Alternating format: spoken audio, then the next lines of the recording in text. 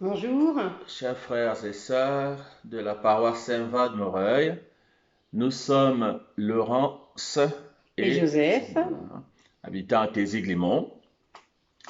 Et merci à Pascal qui nous donne l'occasion de vous apporter ce témoignage sur notre expérience avec le Covid-19. Voilà. Pour accompagner ce témoignage, nous avons choisi de partager avec vous deux versets. Le premier est tiré de l'épître de Paul aux Romains au chapitre 8, verset 28. Il est écrit, et nous savons qu'avec ceux qui l'aiment, Dieu collabore en tout pour leur bien, avec ceux qu'il a appelés selon son dessein. D'autres traductions disent, tout concourt au bien de ceux qui l'aiment,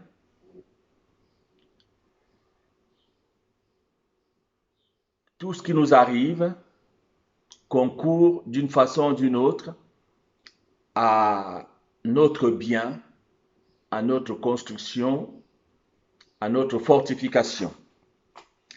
C'est le fil conducteur de notre existence un peu, ce verset-là. Et quand nous disons notre Père, nous affirmons à chaque fois que ta volonté soit faite. Et c'est cette confiance qui nous habite.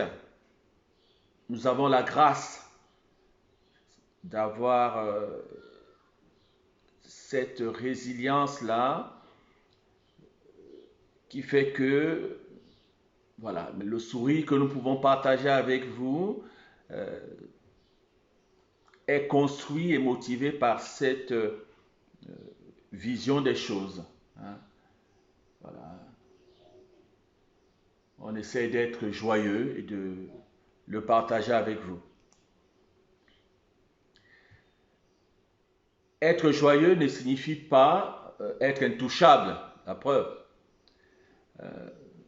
Dès le 12 mars, la première allocution du président de la République sur les dispositions à prendre pour barrer, comme il dit, pour faire la guerre au virus, j'ai été tout de suite en confinement. Le bureau, mon travail m'a appelé pour me dire que je suis à risque, il fallait que je reste à la maison. Et toi, c'était... 4 jours après, au vu de la situation et des facteurs de risque de ce virus, j'ai eu l'autorisation de me mettre en télétravail. Décision difficile à prendre parce que il fallait allier l'accompagnement des équipes, l'accompagnement des résidents dans des périodes difficiles tout en se protégeant soi-même, puisque on voit bien que le virus nous échappe dans pas mal de situations. Donc c'est une adaptation, c'est merci à la technologie qui nous aide et d'accompagner les équipes dans des périodes de mouvance, de protocoles à mettre en place, de prise de décision à distance. Heureusement que les équipes le comprennent et restent motivées pour accompagner les résidents qui, eux, depuis le 11 mars, sont confinés en chambre et depuis le 16 mars n'ont plus de visite de leurs proches, mais qui ont été très compréhensifs et très respectueux pour les personnes qui comprenaient cette situation. Voilà, donc c'est un peu dans cette disposition-là que nous avons eu la surprise. Voilà, j'ai fait de la température et le médecin traitant, on l'a appelé, il est passé. Il y a eu un examen de fait et j'ai été mis sous antibiotiques. Donc 5 jours après, la température ne baissait toujours pas. Et il a fallu se poser la question. Donc le médecin nous a autorisé à appeler le 15. Et nous nous sommes retrouvés, moi je me suis retrouvé donc aux urgences, non sans quelques difficultés parce que j'avais peur de me retrouver à l'hôpital, hein, vous savez, mais il a fallu qu'on me rassure que non, il y avait bien une unité non Covid et des urgences non Covid, et voilà. Donc, il a fallu que j'aie tout ça pour accepter de m'y rendre. Et de fait, c'était ça. Mais quand je suis arrivé, euh, le protocole a voulu qu'il y ait un scanner de fait euh, abdominal parce que il fallait trouver l'origine de l'infection. Vous savez, pour ceux qui m'ont suivi un peu en 2019, j'ai eu quelques attaques sur ce côté-là, infection, et il fallait que l'équipe s'en rende compte. Donc voilà. Le scan abdominal n'a rien donné. Et pendant que j'y étais, ils ont envisagé de passer un scan thoracique. Et c'est là qu'ils ont découvert que mon poumon, en apparence, avait 15% de similitude avec celui d'un Covid. Et en sortant du scanner, je me suis retrouvé donc en unité Covid. Je n'étais pas sûr. Il a fallu que je pose la question à une soignante. J'ai dit alors, je suis où là à l'heure actuelle? Elle m'a dit, vous êtes en unité Covid. Bon voilà. Et je ne vous dis pas, est-ce que sur le coup, je me suis dit, bon, c'est certainement pas grave. Et mon épouse qui a eu l'information m'a appelé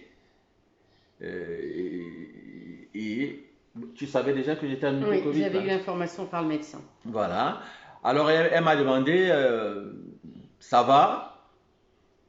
J'ai dit oui, ça va. Et, tu as du Covid, je ne sais pas, la question était tournée comme ça, tu as du Covid, et j'ai dû dire non, je m'en fous. Et elle m'a dit menteur, mais de fait, je ne mentais pas parce que je ne réalisais pas que malgré les précautions prises, j'étais quand même touché par le virus. Voilà. Et comme il n'y avait pas de détresse respiratoire, le médecin m'a rassuré en disant, voilà, vous allez repartir, mais dès que vous sentez la moindre douleur, ce sera la preuve qu'il y a besoin d'oxygène, vous appelez, on vous reprendra aussitôt. Et je suis rentré donc avec ce diagnostic-là et les précautions à prendre, puisque mon épouse, qui nous sommes tous les deux, et on ne l'a pas dit, il y avait eu une semaine ou deux où tu dormais déjà. Oui, en fait, étant donné la situation, moi j'avais une petite toux, donc on se posait des questions. Donc du coup, on avait fait le choix de garder les précautions de distanciation à la maison. Et en particulier, donc bah, forcément, on ne dormait pas ensemble. Ça faisait 6 semaines que les bisous, on s'en passait. Et donc là, la difficulté était double, hein, c'est de vivre avec cette appréhension qu'à tout moment, bah, un diagnostic est fait et on peut s'aggraver. Et bah, moi qui était à risque, et je me suis dit, bah, il faut qu'on arrive à me protéger en même temps. Et donc là, en fait, ça a été une période très angoissante, mais aussi une période où on vivait dans la même maison, mais l'impression d'être seul chacun de notre côté. Et bah, le réseau d'amis est très important parce que via les visios, c'était les seuls moments, parce que Joseph était faible, et à part les périodes où je l'accompagnais dans les gestes, les repas, les différentes aides, les traitements, bah, nous étions sous le même toit, mais célibataires tous les deux. Voilà. Et donc, l'isolement, je l'ai connu, hein, fin 2019, avec l'expérience du Clostridium, donc où j'étais seul toute la journée dans la chambre. C'est pas ça qui était le plus dur. Le plus dur était l'angoisse autour de nous. La famille des États-Unis a été alertée. Nos enfants, nos frères et sœurs au Cameroun ont été alertés. Oui. Donc, c'était les enfants et petits-enfants, bien sûr, hein. Voilà, c'était appel sur appel, visio, et on ne peut pas cacher, en tout cas, je n'arrivais pas à cacher mon état, on va dire, parce que De on, faiblesse. voilà, on veut préserver, mais dans ma voix, ça s'entendait, il y avait cette perte d'appétit là, Et la et, et, faiblesse et la faiblesse tout simplement, extrême. et voilà, une extrême faiblesse, et voilà. Et psychologiquement, forcément, nous étions en période de carême, hein, ça arrivait sur la semaine sainte, la semaine où le diagnostic a été posé. On a eu connaissance du décès de Manu Dibango, donc, qui est nous sommes du même village d'origine, hein, voilà, qui est connu sur le plan international. Et j'ai vu, je pense, c'est la dernière émission télévisée que j'avais vue cette semaine-là, où on présentait son enterrement. Il y avait à peine 3 ou 4 personnes. Et j'avoue que j'ai pris conscience de la gravité de ce qui se passait. Voilà. Et pardon, parce qu'au début de cette crise sanitaire, euh, moi aussi, voilà, quand j'ai vu les premières images de Wuhan, je me suis dit, les Chinois, ils sont toujours un peu dans l'exagération. Et voilà, donc je me disais, je demande pardon parce que j'ai pas cru assez. Voilà. Et je pensais que ça n'arrive qu'aux autres, hein. Et là, d'être que dedans, j'ai eu peur. J'avoue, j'ai eu peur. C'est pas que j'ai peur de mourir, non, mais de mourir dans ces conditions-là où, en plus, j'entendais mon épouse avec les protocoles mis en place. Dès que le Covid, la victime décédait, c'était tout de suite dans le sac, fermé, pas de toilette, personne autour. Oui, j'ai eu peur. J'ai eu peur. J'ai eu peur. Et qu'est-ce qui doit justifier ta peur ou ton angoisse? Est-ce que... Bah, la faiblesse et le risque d'aggravation, on disait en 5 minutes, la personne peut aggraver et faire... voilà, on sait qu'au niveau traitement, on ne comprend pas pourquoi une personne s'aggrave et pas une autre. Donc, bah, moi étant du milieu, je savais bien que la médecine avait ses limites. Voilà, et pendant mes réflexions, donc, forcément, pour nous chrétiens et croyants, j'ai on se rapproche, on pense à notre relation avec Dieu. Et dans cette pensée-là, je me suis souvenu de ce qui était arrivé au peuple de Dieu, hein, pendant la traversée du désert. Et je vais partager avec vous donc le deuxième extrait que nous avons préparé. Donc cette fois-ci, il est du livre des Nombres dans l'Ancien Testament au chapitre 21 à partir du verset 6. Il est écrit, Dieu envoya alors contre le peuple les serpents brûlants, dont la morsure fit périr beaucoup de monde en Israël. Et ce qui m'importe, à partir du verset 7, le peuple vint dire à Moïse, nous avons péché en parlant contre Yahvé et contre toi. Intercède auprès de Yahvé pour qu'il éloigne de nous ces serpents. Moïse intercéda pour le peuple et Yahvé lui répondit, façonne-toi un brûlant que tu placeras sur un étendard. Quiconque aura été mordu et le regardera restera en vie. Moïse façonna l'étendard. Moïse façonna donc un serpent d'airain qu'il plaça sur l'étendard. Et si un homme était mordu par quelque serpent, il regardait le serpent d'airain et restait en vie. Voilà. Je me suis dit, comme le peuple de Dieu a été attaqué, voilà, bien sûr, il y a ce préalable, ils ont dit du mal contre Dieu et contre Moïse, mais c'était le fonctionnement, hein, c'est les traductions qui nous rapportent l'histoire en ces termes-là, mais il est important pour moi de voir que Moïse a intercédé parce que le peuple s'est repenti. Et il y a quelque chose un besoin de repentance. En plus, on était dans la semaine sainte, éloigné du confessionnal, et j'ai encore demandé pardon. Pardon pour mes péchés, pardon pour les péchés de mes proches, pardon pour les péchés de l'humanité. Voilà, j'ai pris conscience de mon appartenance à cette grande communauté qu'est l'Église. Et m'étant repenti, j'ai eu envie, voilà.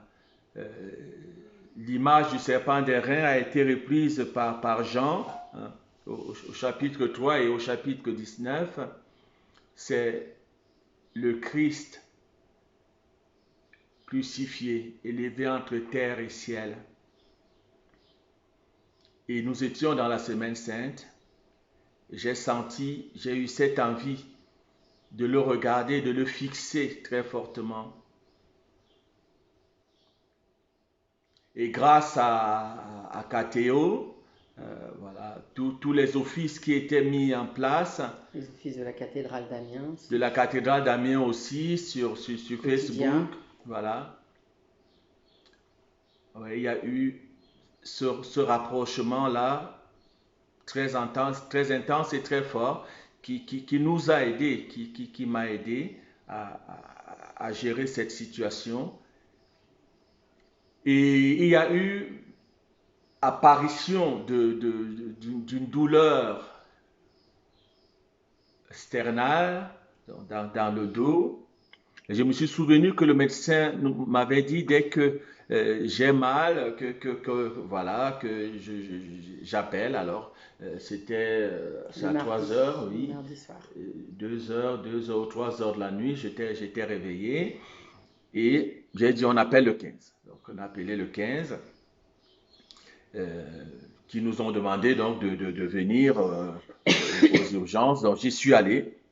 Certainement que j'avais besoin d'être rassuré. Je le dis parce que toutes les constantes étaient bonnes. Et le médecin m'a dit, tout va bien, vous pouvez repartir. Et quand je suis revenu, dès le lendemain, il s'est passé quelque chose. Voilà. Plus de température. Et j'ai recommencé à manger tout doucement et à m'alimenter. Et passer du temps au fauteuil. Et à passer du temps au fauteuil. Voilà. C'était le début d'une nouvelle vie, hein, on va dire. Et la force revenait, les amis étaient rassurés, et aujourd'hui, je suis là pour partager ce moment avec vous, et merci pour votre écoute. Merci. Et puis, ce lendemain de l'annonce du déconfinement et de la zone rouge, continuons d'être très très prudents et très vigilants. Hygiène des mains, distanciation, port de masque quand la distanciation n'est pas... Car nous sommes fragiles face au virus et ces précautions nous permettront de sortir de cette épidémie. Voilà, à Bonne journée à bientôt, bonne tous, journée, au revoir et à au très revoir. bientôt. Merci et au plaisir. Voilà, le gouvernement est en train de réfléchir. Certainement on se retrouvera autour de nos offices et je vous promets la première messe que nous allons célébrer. Il y aura quelque chose de- de- d'inimaginable. J'ai hâte de vous retrouver tous dans voilà, les chants, la chorale, toute la liturgie, voilà, les jeunes, les musiciens de la paroisse et on va s'amuser. Et on va prier.